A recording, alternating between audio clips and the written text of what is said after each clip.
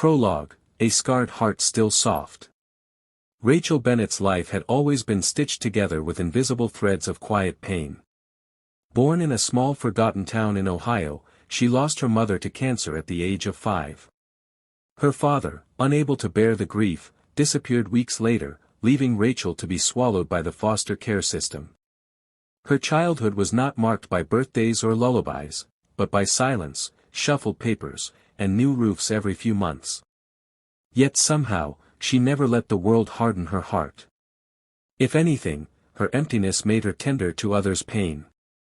By 32, Rachel had settled in New Jersey, working long shifts at Golden Pear's Cafe, living alone in a modest apartment where the floors creaked and windows whistled on windy nights. Her life was simple, her dreams small, but her heart. It still ached to give more than she ever received. On November 14, the sky split open.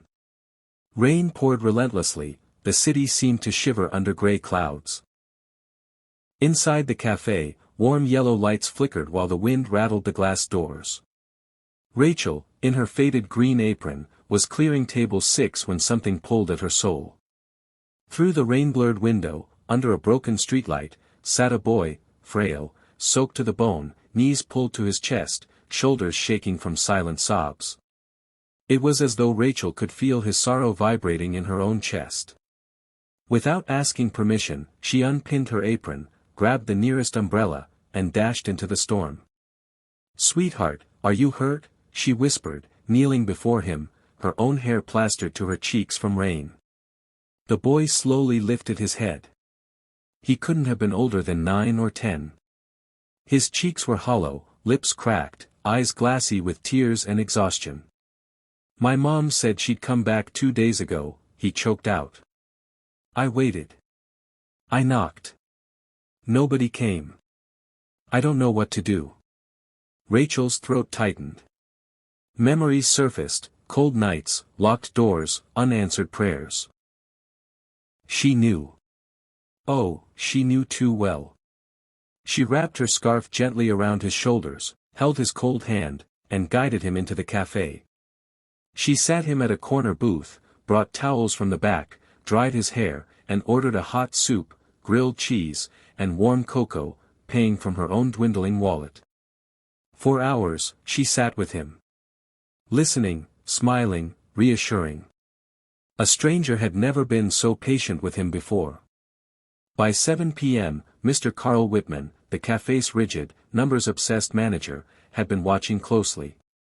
He stormed over, his voice sharp as shattered glass. "Rachel. Tables are full, orders are behind, and you're babysitting. This isn't a charity." Rachel stood up slowly, shielding the boy behind her. "Sir, he hasn't eaten in 2 days. He's alone." Carl slammed his palm on the table. "I don't care. You ignored customers for hours. Pack your things. You're done here." The cafe fell silent. Rachel looked at her coworkers, some avoided her gaze, some bit their lips sadly. She smiled softly. Her chest didn't feel heavy. Not at all. She bent down, tucked a strand of hair behind the boy's ear, and whispered. "Sometimes when you do the right thing, it costs you. But it's always worth it, okay?" Then she stood, took her purse, and left into the cold night. What Rachel didn't know was that in booth 12, hidden behind a copy of the Wall Street Journal, sat Claire Donovan, a self-made millionaire, philanthropist, and head of the New Horizons Foundation. Claire's own story had deep cracks. At age 6, she had been abandoned at a bus station. A waitress, much like Rachel, had fed her warm soup and given her a place to sleep for one night. That act of grace had changed her life's trajectory. Claire grew up, built empires, but never forgot that nameless waitress. Watching Rachel stirred memories Claire had buried deep. Her eyes misted. She pulled out her phone and typed. "Today, I witnessed a woman lose her livelihood for saving a boy's hope. I don't know her name. But she reminded me why humanity matters." She attached a blurred photo of Rachel comforting the boy. And hit post. Over the next 72 hours, the post exploded. By dawn, 2 million shares. By nightfall, news anchors, bloggers, influencers, all were telling Rachel's story. And quietly, Claire made 17 phone calls. To friends. To fellow CEOs. To entrepreneurs, all of whom had once been lost children too. Rescued by strangers like Rachel. They didn't hesitate.